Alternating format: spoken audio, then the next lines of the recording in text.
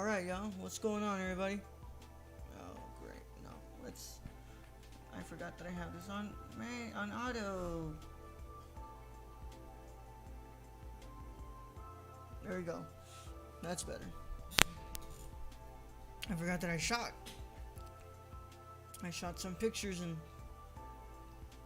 I left it on autofocus. It's all good though.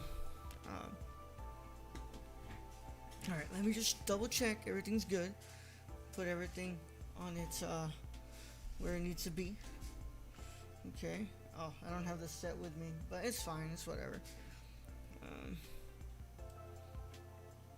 Don't want to grab it from the other side of the room. Put the stream music right there.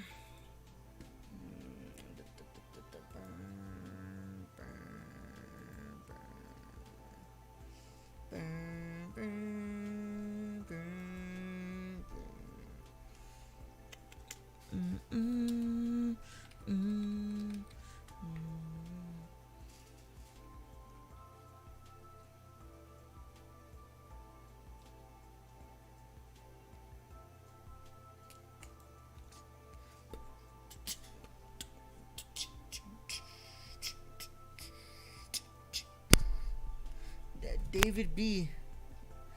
Alright.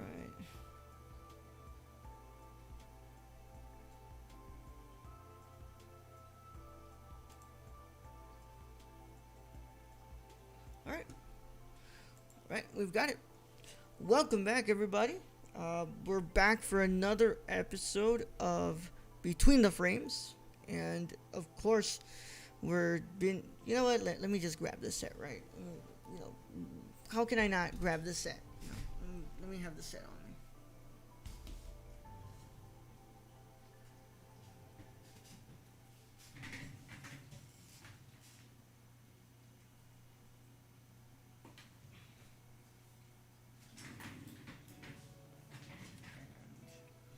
And as always,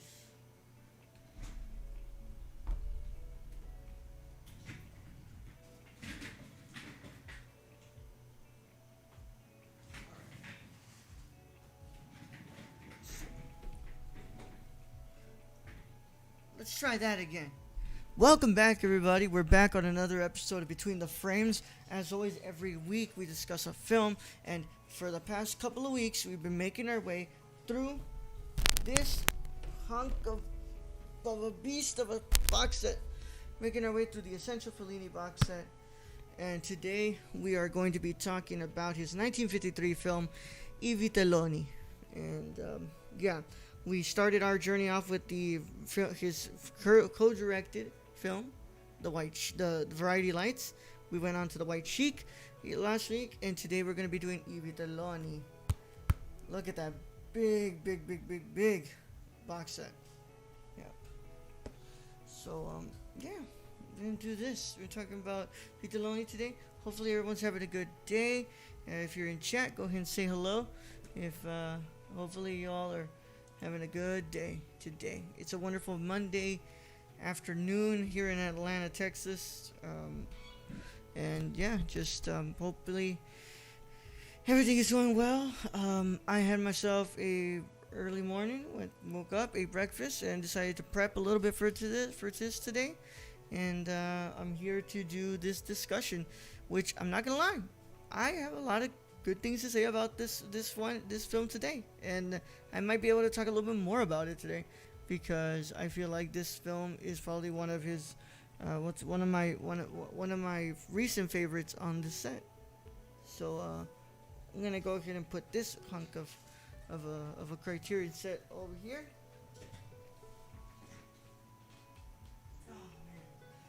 Yep. And also, just want to remind you all that my professor Alessandro Carrera did write this book, Fellini's Eternal Rome, Paganism and Christianity in the Films of Federico Fellini. Great book if you want to go ahead and just get a little bit of a different perspective within the films of Federico Fellini. I'm gonna probably talk a lot about this book once we start getting into let me see, what's the first film that he covers in here? He covers La Dolce Vita. Yeah.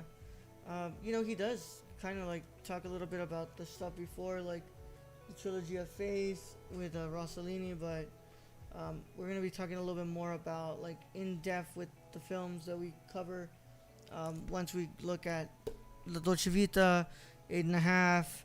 Um, he also has chapters on Satyricon, two chapters on Satyricon, and then there is a discussion about Roma in here, and then there's a bunch of stuff about from City of Women to The Voice of the Moon. If he has a little bit of stuff on Intervista and all that, we'll talk more about it.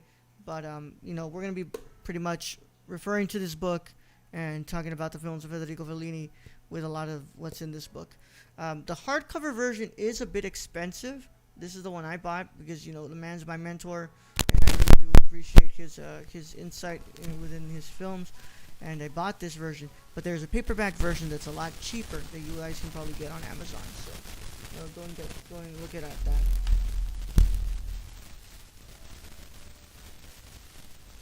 So we're gonna go ahead and get into this. As always, I read to you all from the wonderful, wonderful, wonderful page of Criterion because I love their discuss their what's it called their descriptions for these films, and also it's just a lot better than Wikipedia. We'll talk more about stuff that's on the Wikipedia page right now, but for now I'm just gonna go ahead and give you all here from Criterion. Let's go ahead and look at this. Federico Fellini's second outing as a solo director yielded his first commercial success, a clear-eyed portrait of five young men lingering in a post-adolescent limbo, dreaming of adventure and escape from their small coastal town, drawing on memories tucked between the childhood nostalgia of Amarcord and the big city hangover of La Dolce Vita. Fellini crafts a semi-autobiographical masterpiece of sharply drawn character sketches of skirt-chasing Fausto, forced to marry a girl he has impregnated, Alberto, the perpetual child, Leopoldo, a writer thirsting for more, and Moraldo, the conscience of the group. An Oscar nominee for Best Original Screenplay, Vitelloni, captures the hundreds, captures the lassitude and longing of its protagonist with comic insight and compulsion. So yeah, 1953. This was. Let's go ahead and get some of these other stuff in here. Vitelloni, 1953. So of course, produced by Lorenzo Pegoraro, Mario De Vecchi, Jack Barr. Screenplay by Federico Fellini, Ennio Flaiano, of course, Tullio Pinelli. Story by Tullio Pinelli and Fellini himself. The film stars Alberto Sordi, who would end up becoming probably one of the biggest names in post-war Italy, in cinema, in post-war cinema of Italy. Franco Fabrizi, Franco Interleggi, Leopoldo Trieste, of course, music by Nino Rota. He had 3 different cinematographers on this. And then it was of course, edited by Rolando Bendetti. And yeah, it sits at an hour and 43 minutes. Yep, an hour and 43 minutes. And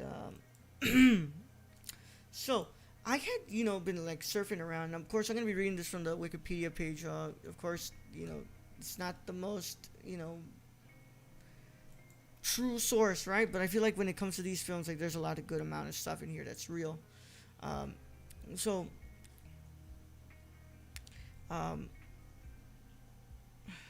here he was talking about, like, the thing talks about how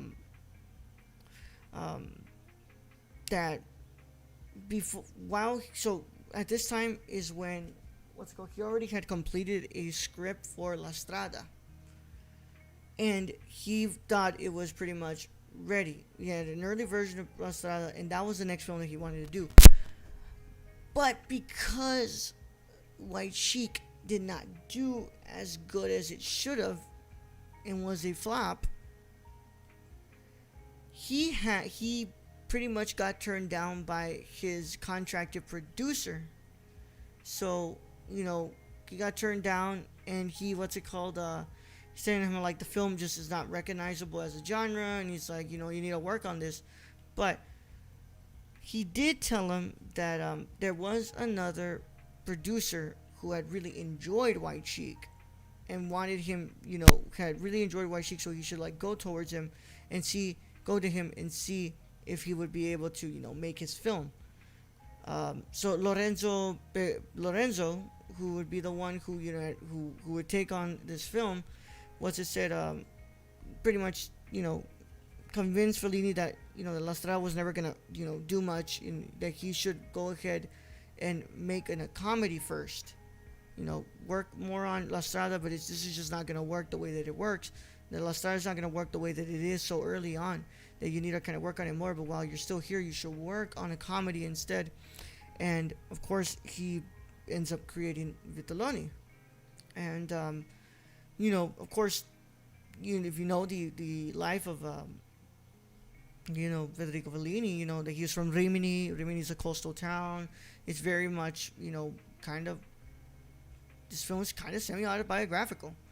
And of course, I'm gonna read here what the title means. Like, distributors interested in the script demanded a title change, incomprehensible to a general audience. Yeah. Vitelloni was a liability to an already risky venture. Fellini adamantly refused to change it, having chosen the film's title after being called a Vitelloni by an elderly woman expressing disapproval by one of his pranks. There it is. For him, Vitelloni were the unemployed of the middle class, mother's pets. They shine during the holiday season, and waiting for it takes up the rest of the year. According to biographer Albert, the term was Romagnol for veal or calf, used to refer to callow youths. Today, the term is widely translated as big calves. The actual origin of the term has been defined as a cross between the Italian words for veal, vitello, and beef, bovini, implying an immature, lazy person without a clear identity or any notion of what to do with his life, which what we know as a bum.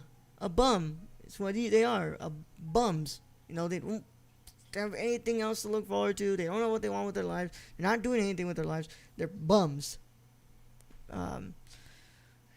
In 1971, letter co-screenwriter Ennio Plaiano offered a fuller meaning to the word. The term Vitelloni was used in my day to define a young man from a modest family, perhaps a student, but one who had either already grown beyond the program schedule for his coursework, or one who did nothing all the time. I believe the term is a corruption of the word Vitelloni, the large intestine, or a person who eats a lot. It's a way of describing the family whose son who only ate but never produced, like an intestine waiting to be filled. I know, yeah. So, that's some pretty interesting stuff here. I was very, very interested to find out that that Federico really already had a script ready for La Strada, but that it just wasn't ready yet. And this is one of his commercial success, but let's go ahead and not get this let's not get this let's not get this twisted. This wasn't a huge success. I mean, like, it was commercially good, commercially was successful. The film did not resonate at all with critics. Critics didn't like this film at all. And of course, reevaluation once Fellini's career did skyrocket. People went back and they really saw the great work that he was making. But this movie did not do good with critics. Let me see if it says here what critics' response was. So, screened in competition at the 14th Venice International Film Festival on the 26th of August in 1953, the film was awarded the Silver Lion by Italian poet Eugenio Montale, who headed the jury. Along with a public ovation and acclaim for the majority of critics, bellying all doubts about its appeal, the film opened on September 17, 1953 to both commercial and critical success. Reviewing for La Stampa, film of a certain importance. Hold on, they said that there was like a fight or something.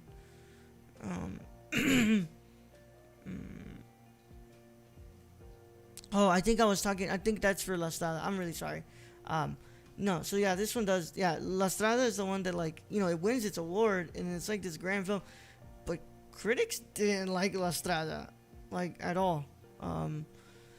This film did really good in Argentina and stuff, and this film does do good with commercially and critical. The thing with Federico Fellini's career is that you have these films that do good, and they're followed by films that, like, he does just no, they just don't do good at all. And it, like, after this one, La Strada, Bidone, and I think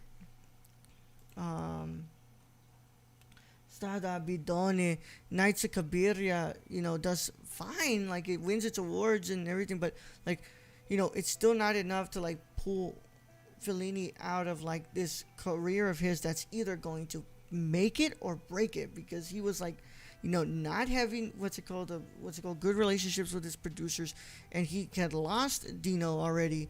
I think Dolce Vita wasn't even done by Dino. I think Dino had just, like, gotten out of it, and but it skyrockets his career, of course. If I'm correct, I don't think Dino was done with him by Dolce Vita. I think Cabiria was the last one that Dino did. Yeah, Dino wasn't involved with it. Yeah, Dino had already been done, and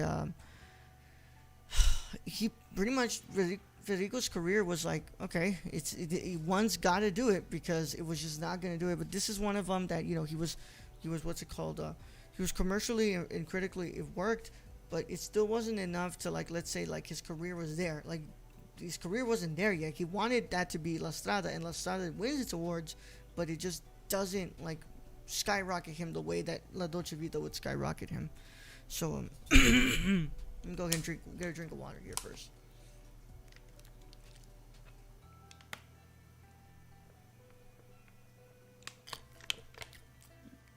Oh man. If you're in the chat, say hi. I see some of y'all in here. Let me know how y'all are doing. Hope y'all are having a good day. Let's first talk about the restoration. Of course, we are talking about the Essential Fellini, let's go box set. So, let's talk about that restoration. This is one of the 11 restorations. So, up until right now, I mean, I jumped ahead and I watched Satiricon because we had to do it for the Nerdcore, for the podcast, and I already watched it. It's not a new restoration. That one was the old restoration, because that old restoration was already 4K digitally restored. I'll talk more about that when I get there. When I get to Satiricon. But this is the only one. These are the only four I've watched out of the set at the moment. So this is a new restoration, and I've already talked before. I brought up the fact that I thought the last two restorations, like, even though they're fine, they're not, like, I'm gonna say it, they're no Satiricon. They're not like, the negatives were rough around the edges, so it was really difficult to kind of, like, restore everything to, like, a clearer sound and image. And that's why I felt like times in White Chic that it was like, this looks fine, but it's just like, it looks like the negatives were either just too rough to restore completely, to get a really clean look, or that it was just really difficult to work with these negatives. And I thought that the same for, like, Variety Lights. Even though I really liked Variety Lights, the film, the restoration process was just fine. It wasn't anything surprising. Now this one, oh man, I'm gonna guess that after this is where they kind of put a lot of that work into the restorative process, and they did a lot of good stuff with it. Of course, I've also cheated before. I'm sorry, it's not just Satiricon. Amarcord. I watched Amarcord in 35mm in January of 2020, when it was what's it called, the Fellini's 100th birthday to celebrate the 100 years of Federico Fellini. They were showing these new restorations, and I was there to watch Amarcord with, of course, an introduction by the wonderful Alessandro Carrera, who was where I bought his book, and I supported my professor by buying his book, and we let me go ahead and just turn the music down a little bit in my ears, yo.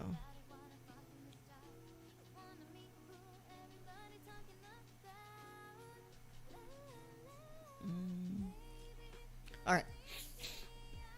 So I had watched that one before, but I had not watched any of these like early Fellini uh, restorations. Like so like of course I've never watched Il Bidone. I've never watched um, I've never watched La Strada, which is the next one we're gonna be doing. I've never watched Il Bidone. I've watched Nights of Cabiria, but I watched the old restoration, which, yo, I know how that restoration looks. I know how it sounds. I remember it clearly. If this one is as good as I hope it is, this might be one of my favorites. But I haven't seen the new restoration of Dolce Vita. I have not seen the new restoration of Eight and a Half. And of course, Julia the Spirits. I've never watched, and you know, so on and so forth, of course.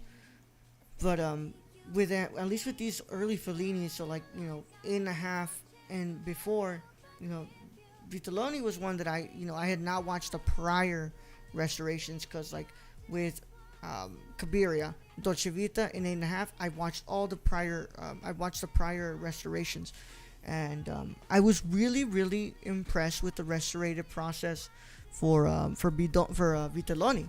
It looks really beautiful. The sound isn't as clear as you would want it to be, of course, but it's still clear enough where you can hear well enough, and I like that. I don't need it to be like super super cleaned up. Like I've said before, my friend Rachel and I, we talked about how, like, the reason that we love Criterion so much is that, of course they clean these movies up, and they do a good job of cleaning them up, but they also have a way of like keeping that authentic feel. Like, that this film is from 1953.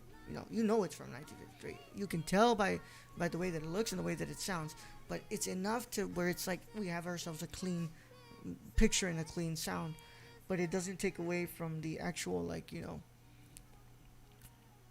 from the actual authentic feel of the film. But let me go ahead and just check something real quick. I want to know. Okay, we are streaming on YouTube, because I didn't get my notification on my restream chat that it was going. So that's fine. Let me go ahead and close out of that. But yeah. So I really like the restorative process here. This one right now, of course, Amarcord is my favorite because I really like that restoration. What's it called? This one would be my second favorite of the restorations, followed by Variety Lights, and then followed by White Cheek. So that's right now.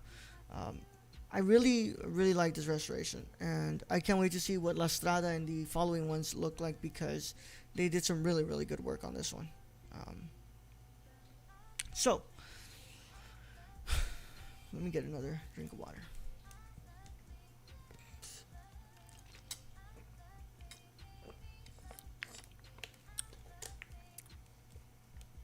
Alright. Probably need to go get another one soon. But yes, now about the film. So I had been on par before. Like, I liked a lot of Variety Lights. I felt like they were rough around the edges, because it's not really Fellini, like, knowing his style yet. It's it's Fellini-esque in a way, but it's an early Fellini-esque. Along with White Cheek, like, it's very early Fellini, but he doesn't really know his style yet, and he's kind of building it. Now with this one, I very much enjoyed this one a lot. Just the idea of like concentrating on like these bums and men like coming out of post-war Italy. Like, if we're looking at this as 1953, like the year, so it's shot in 52. If we're looking at this as 1952, we don't have like even 10 years done with the war. The war ended in 1945, of course, but we're not even at like 10 years of being done with this. Italy is still trying to heal and to, like, reconstruct itself. Even though those buildings look like they're back to normal and everything's back to normal, the people of Italy aren't really back to their original footing that they were before. It's difficult to kind of navigate post-war society. And I felt that I really enjoyed the idea of, like, concentrating on these men who, like, they're bums and they don't really want anything, but it's kind of like, the environment that they're growing up, that they've grown in, and that they're used to. It's like, who's really pushing them to want to do more with their life. And of course, their parents, like, they're stuck in, like, the life that they had before, before the war. And but life isn't the same as before the war, after the war now. Like, life won't be the same after the war. Like, you have to really, like, what's it called, get used to all these different things that are gonna have to go down, in the way that life is gonna change after the war. So you have these men who, like, of course, they're a bunch of, like, scoundrels and bums and dumbasses, and they're incredibly, what's it called, what's the word I'm trying to say, Fausto is, like, very, what's my word I'm trying to say here? Like, he's a womanizer. Like, he's constantly chasing tail that doesn't want him. While he has a wife who has given him a child, and he marries that wife and doesn't really seem to grasp the idea of his, like, responsibilities as a father and as a husband. But because he's still stuck in that mentality of being a child and being this, dumbass who just wants to do all these things. So, like, he gets himself fired from his job because he wants to, like, like, what's it called, get with the owner's wife. And, he abandons his wife at the cinema because he falls for this woman there. And he, wants to go and meet her. And he wants to, go meet her and, of course, have sex with her. But it doesn't happen. Woman's married too, and they just never see each other again. And these other men, they're pretty much the same. Like, there's one, like, of course, Leopoldo. Leopoldo is the one who's like, fuck this town. Like, I don't really want to be here. I'm a writer and I love art. And, like, he gets to that point where it's like, oh, they're gonna make my play, but of course, what's it called? The guy, like, the theater director, I think he was, I can't remember, but, like, promises is that he's gonna have a great life, and then he propositions him and he gets scared and he runs away. It's, we're kind of scared of the lives that we want to have, but, like, we're scared of taking a chance and thinking that things aren't going to be the way that they should be. And then, all these other men, of course, like, all of them don't like the environment that they're in, and all of them don't want to be here, and they want to change, but it's so difficult. Like, they don't know what to do because they spent, like, most of their adolescence and most of their adolescence and young adult life stuck in war, and they don't know really what they want. And they think, like, oh, maybe moving out to Rome, maybe moving out into the city where, like, life had been, like, it's supposed to be great, that maybe it's gonna give me something else. But, like, of course, those cities are just as much still trying to recover from the war as, this small town that they live in.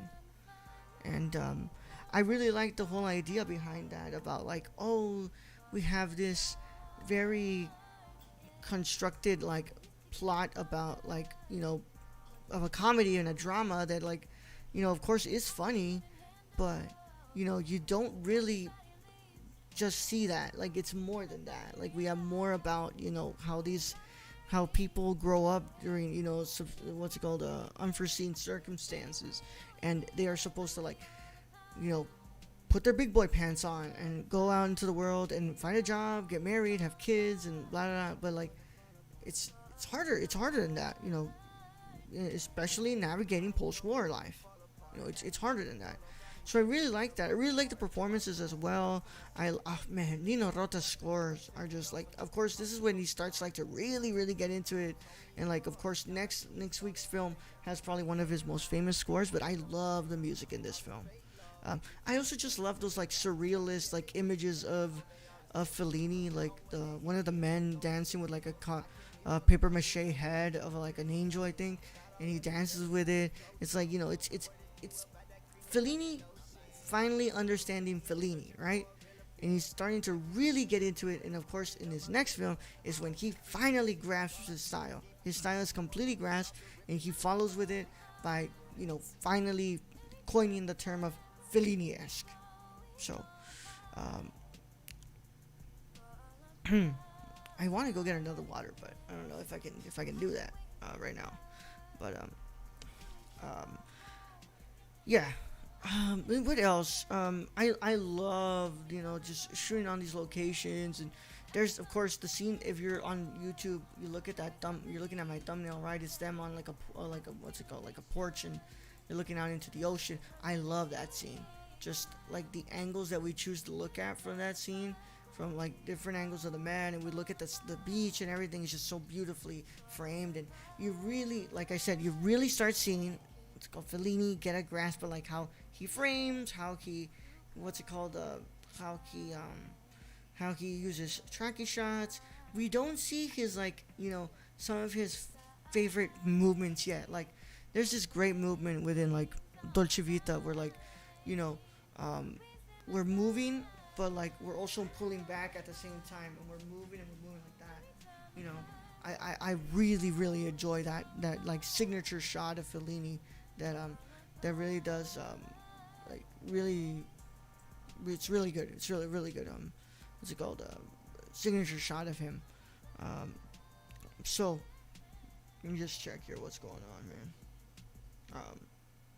Oh yeah, we finished my rough cut before I leave. We have our rough cut done, and we're sending everything out to get itself like scored, colored. So like, forgot to mention that to y'all. We got that done, and we are headed towards the final stretch of like post production and getting all that done, so we can be able to finally show you all what we've been working on. And I'm really excited to show you all that my film.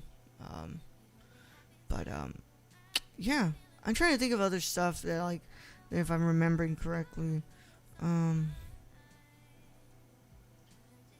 The comedy, just it's so funny, like what's it called, like them pulling their pranks, but like at the same time you're like, oh man, these guys are fucking assholes. Like, come on man, why do you guys got to do this? Like it's stupid, but there's that whole idea of like these basically are man children.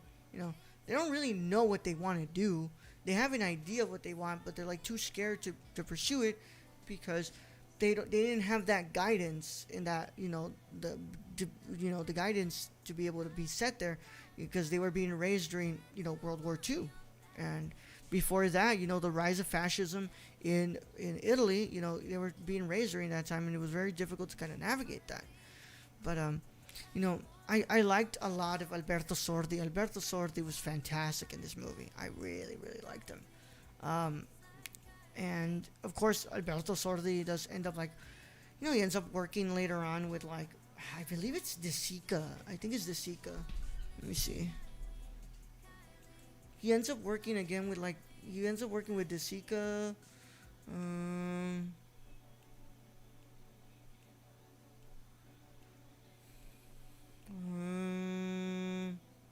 trying to see here. He was in the right cheek, of course. He's in this one.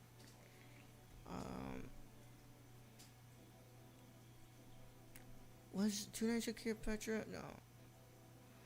Yeah, and he stars in films with like Sophia Loren, who Sophia Loren is one of my favorite actresses of all time. One of the greatest actresses of all time. I love Sophia Loren. Let me see. I believe he is in a bunch of films like with Jessica. I hate they like just list his stuff. It doesn't actually tell you what he did, what directors he's worked with.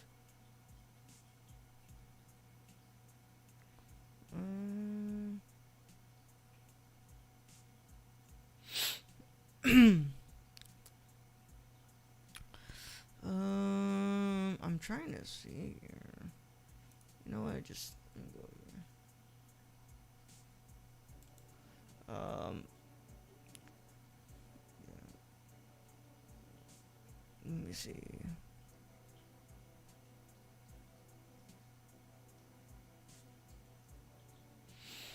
Mm, I forgot. Like he also dubbed like for Italian actors like Marcello and Marcello Mastroianni and all that. I thought he did work with De Sica, or maybe I'm just wrong here. It wasn't Miss Visconti, but I don't know. I don't remember all too well anymore. Um, but he did work with like a bunch of like really big name actresses, and I love Sofia Loren, and he works with Franco Rossi, one big Italian director as well. But he works a lot, and I think his final film was in like 1998. Yeah. Uh, Oh, there we go. It's Ettore Scola who he works with. Ettore Scola. I watched a film of his called A Special Day with Marcello Mastroianni, which, beautiful, beautiful film. I love that movie. Maybe I'll be able to talk about it as we like do more episodes between the frames because I love that film. Um, but and of course he isn't just an actor. He directed a lot of films too. So you see a lot of like these prominent big names that would be ended up like being big in Italy after the war ends. But yeah, I liked a lot of his stuff in here. I like the other actors too. I love that whole bit where like Maldoro, I think is his name, has to carry not Leopoldo. I think it was Leopoldo. After like he's drunk and he's like taking him to the home and he's like, I want to go to the beach. No, I want to what's it called, like do all these things, and then he tells him like, oh, we're all nobodies. Like we were like, it's such a tender scene about like how these men like really kind of do not like being here, but they're kind of like anchored to this town. And finally, at the end, of course, Marvordo leaves and he goes to Rome, and he's the only one who like get actually what's it called has the guts to try to get out of here because he just doesn't want to be in this town anymore. And of course Fausto ends up actually leaving out his childish ways, and in a way he changes too, and he looks and he adopts a new life, but he does it by like actually being a husband and a father that's worth a damn. So while the other friends are just going to end up staying behind and you know in a sense wasting their lives away. And I really enjoy this one because like I feel like it's something that like a lot of us as like humans can feel like we all grew up somewhere, and there was people who like refused to get out of there and just like stayed there, and they haven't really like done done what's they've taken the steps to like look for something more in this life that isn't so complacent. That there's people who had said that like they had loved this thing so much that they wanted to do, but like at the end of the day they never pursued it because there was other plans in the cards, or like they just didn't think that they were good enough, and they were being held back by other circumstances. And I feel like we all can what's it called we all can relate to that, to like that idea of being stuck to somewhere, and then you feeling the need to leave, but there's just not a way to get out of here that wouldn't include you having to like completely abandon the life you had before. And of course, like not all of us grew up during po- post-war Italy, but like some of us don't come from really like great areas where you had a bunch of resources that everybody else had. So and I feel like we all can feel like a certain like connection to the film when it talks about stuff like that. And we all just know people who just refuse to grow up, and that's just the bottom line about all that. So I really like this film. Let me go ahead and pull up my ranking for y'all, so that way before we end this, I can give you all the updated ranking on what the films are from this set so far. I mean, just the films of Federico Fellini. All right. So, at the bottom, we still have White Sheik at number 10. At number 9, we have Toby Dammit from Spirits of the Dead. And number 8, we have Fellini Satyricon. Actually, you know what? Yeah. Let me look at this. Hold on. Sorry. There we go. We have Fellini Satyricon at number 8. We have Variety Lights at number 7. We have Vitelloni at number 6 with 4 stars. I gave it a 4 out of 5 on for this film on Letterboxd. And at number 5, of course, we have Roma. At number 4, we have La Dolce Vita. At number 3, we have Amarcord. At number 2, we have Nights of Cabiria. And, of course, at number 1, we have 8.5. So, that is my ranking at the moment. And, I'm still really enjoying these films, and I really like these films. It's just some just rank higher than the others because just some are better at providing what they want to say. And I've already kind of like, if you want to go and listen to my review on Satyricon, and you don't want to wait until I have to get to that film to actually discuss it, you should go and listen to it, why I gave it a 4 out of 5 instead of like a full-on 5. So go and check that out. Of course, anchor.fm/nerdcore. Go and check it out. We did a really good episode on that. We went like, I think 40 minutes. It's usually we do only 25. And we went longer this time. I really enjoyed it though. Really enjoyed doing that episode. But yeah. We're done here. We've had a wonderful time, and I've enjoyed a lot of this. Of course, if anybody does want to come on to discuss the films of Federico Fellini, I'm trying to like, what's it called? Soon I'm gonna change the whole look of Between the Frames. It's not gonna look like this anymore. No, I'm trying to get some money to Burke so that way he could go ahead and revamp this. I have to talk to him exactly about what I want, but if we can get somebody to discuss, La Strada and kind of have somebody on to talk about the film with us, it'd be really cool, I think it's something that would be really interesting to hear, a different discussion on the films of Federico Fellini, whereas you just don't hear me talking about them. So, of course, you can follow me everywhere at the Nerd Chicano on both Instagram and Twitter. And you're watching this on Twitch, you want to go ahead and follow. If you're not following, if you're on YouTube and you're not subscribed, you should definitely subscribe. Because at 100 subscribers, I can get my own custom URL, and I no longer have to like say, you can find me these 3 places under Nerd Chicano, but over here you need to look me under like Raul Alejandro Mendoza, so you can find my name, you can find my YouTube channel. But help me get to 100 subscribers, and we can get that done, and we can be able to get that. But tonight I'm going to be talking Booty Call with Dwayne Burke and aka Burkemade and Brad on the Nerdcore podcast. So go and check us out at twitch.tv/thenerdcore at 8:30 p.m. Central Time. I'll be doing that wonderful stuff today, and then on Wednesday I'll be back here for the Nerd Chicano Live at 1 p.m. Central Time. Don't have a guest yet. That's scary. I need to see what's gonna go down. See if I can have somebody, because I don't think I'm gonna get the guest that I really want to get. So with that said, though, it's been a lot of fun. Next week we go ahead and cover the first one of his first of 4, I think, or 5. First of 5 foreign language winning films from the best foreign language film category, as we look at La Strada. And yes, I'm excited to finally watch this one. I've been waiting so long. I've been wanting to watch this one, but I was like, there's new restorations. I'd rather not watch these old restorations. I want to watch this new one. So I'm really, really excited to get to that. And I hope you all take care of yourselves and you have yourself a wonderful day. Here, let me. Oh no, that was my bad. Let's go ahead. I have one viewer. Let's see. What can we do here? What can we do here?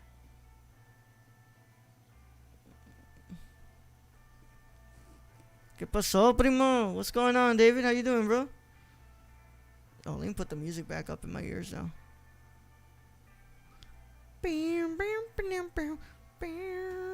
What's going on, primo? What's good? Getting my resume in order. Hell yeah, bro. Yeah, I'm glad you're doing well, dude. Sure, I might not even be able to rate anybody. I don't think it's gonna matter much, but I'll go out. Yeah, I'm glad you're doing well, David. you know, I'll be meeting with you on Wednesday, bro. We'll see what we can do. Well, yeah, man, I'm done. I just finished my episode. I'm about to end stream here. I mean, what's it called? Let me. Typical Mexicans always like. Yeah, man. I'm really sorry, dude. You know, it's just it happens, bro. It happens. Let me see if I can find anything in this book about like the film I'm talking about. Maybe I can read a little bit of it. But how you doing, David? What's been going down other than the resume?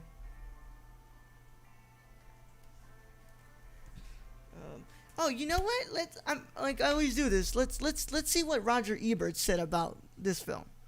I'm interested to see what Roger Ebert said in this film. I got a country concert. I'm prepping to stream this Saturday. Shit, bro. Okay. Country boy.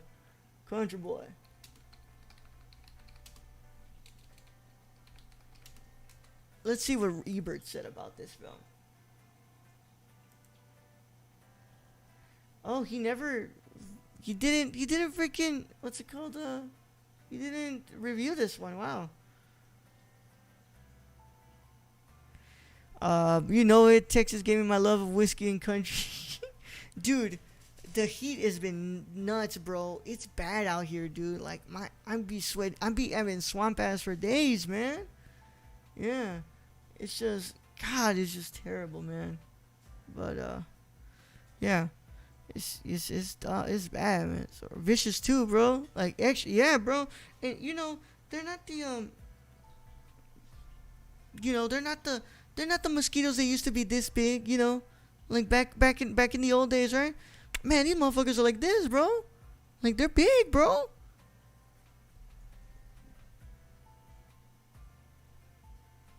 Like god damn, bro.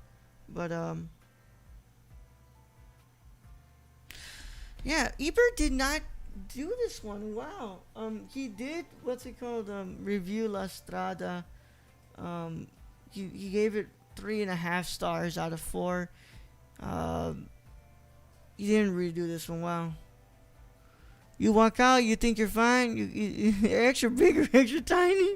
You come back home, you got like 57 bites on the legs, bro. Yes, sir. Oh man. But yeah. It's fucking nuts, dude. Yeah, Ebert didn't fucking review this. Wow. I'm surprised that he didn't review this. Let me see if I can find one of those early reviews of Vitelloni.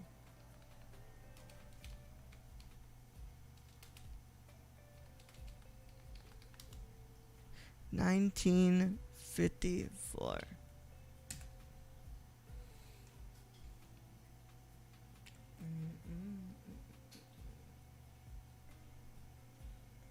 Man, you tell me Variety didn't get this one.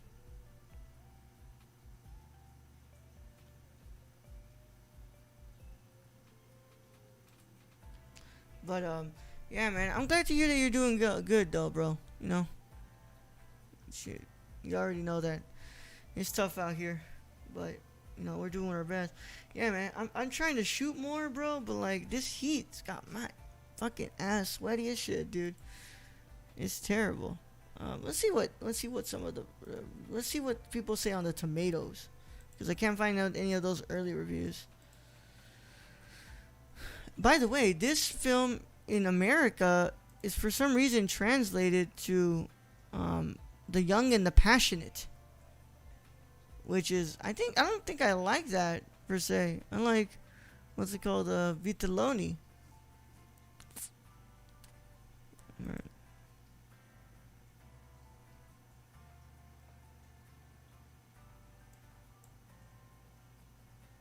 Alright, let's see what some of these reviews say.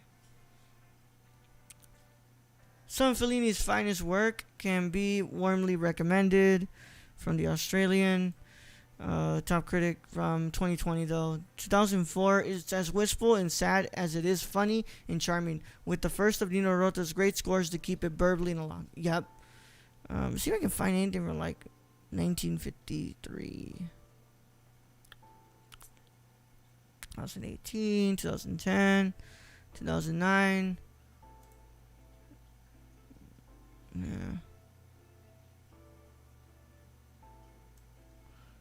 2020, 2011, 2004, 2003.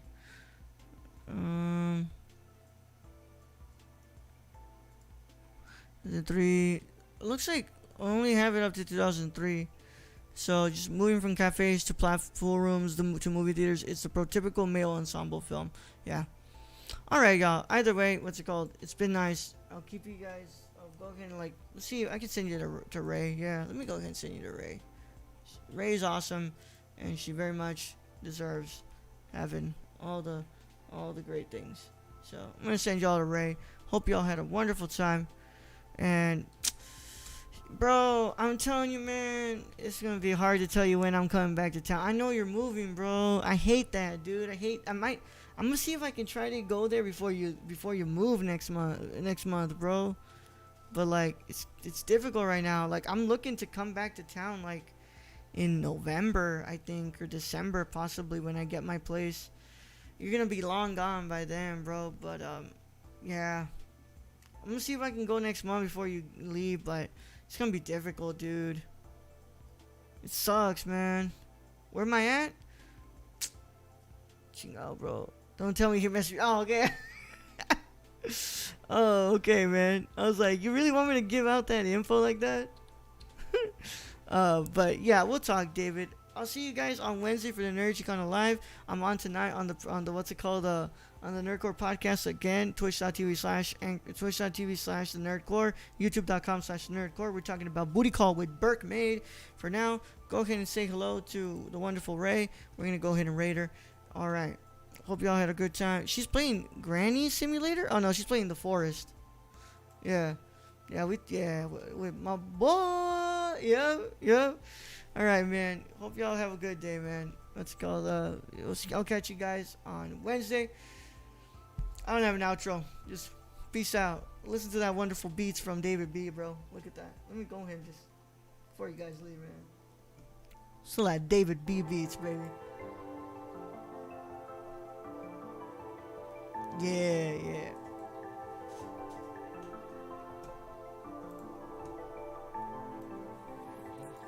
Who, me?